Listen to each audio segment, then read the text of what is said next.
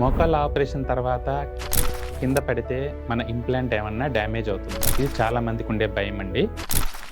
నేను doctor Harish Kattamudi, consultant robotic knee replacement surgeon, Srikara hospitals, Vijayawada. చాలా మంది కూడా మోకాళ్ళ ఆపరేషన్ చేసిన తర్వాత ఏమన్నా పొరపాటున పడిపోతే లోపల వేసిన ఆ ఇంప్లాంట్ మెటీరియల్ డ్యామేజ్ అవుతుందా లేదంటే బ్రేక్ అవుతుందా అనేది చాలామంది క్వశ్చన్ అండి. మనం వేసే ఇంప్లాంట్ చాలా స్ట్రాంగ్ మెటీరియల్స్ ఉంటాయి.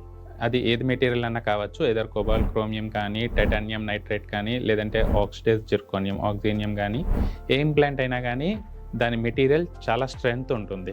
ఓకే, సో పొరపాటున మీరేమన్నా సర్జరీ అయిన తర్వాత పడినా కానీ మన చుట్టూ ఉండే ఆ ఇంప్లాంట్ చుట్టూ ఉండే బోన్ బ్రేక్ అవుతుంది తప్పితే మన ఇంప్లాంట్ అనేది ఫెయిల్ అవ్వదు. వాటిని పెరిప్రోస్థెటిక్ ఫ్రాక్చర్స్ అంటాము.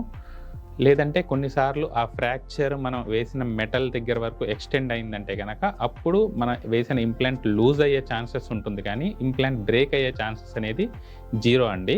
సో దాని గురించి మనం భయపడాల్సిన అవసరం లేదు. కొన్నిసార్లు పెరిప్రోస్థెటిక్ ఫ్రాక్చర్స్ ఏవైతే ఇంప్లాంట్ గట్టిగానే ఉంది, పక్కన ఉన్న బోనే బ్రేక్ అయిందంటే కనుక మనం ఇంప్లాంట్ ఏం కదల్చకుండా ఆ పక్కన ఉన్న ఫ్రాక్చర్ని మనం ఫిక్స్ చేసుకుంటాం. So periprosthetic fractures can be fixed.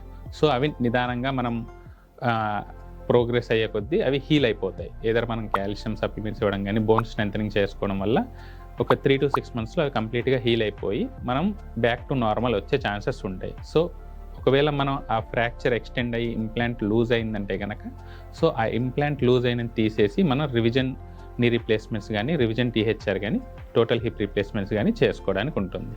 Thank you.